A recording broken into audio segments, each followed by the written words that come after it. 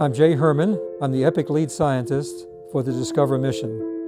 On July 6, 2015, we released this spectacular image of Earth taken by NASA's EPIC camera.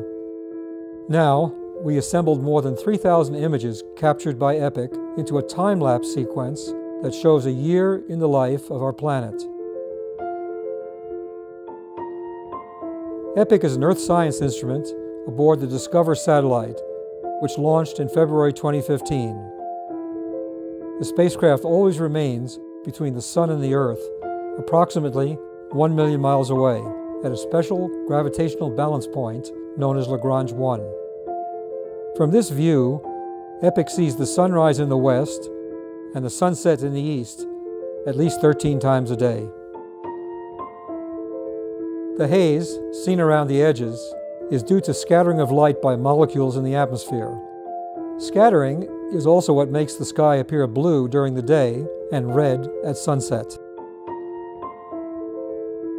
The colors shown are our best estimate of what a human sitting at the location of EPIC would see.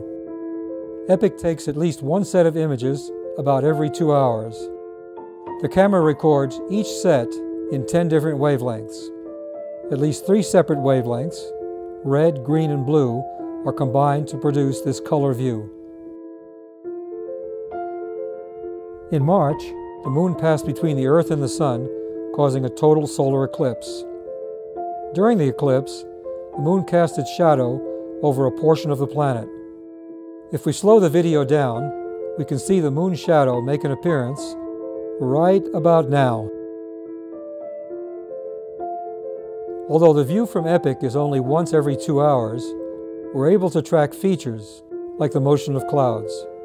Around 2/3 of the Earth is covered by clouds.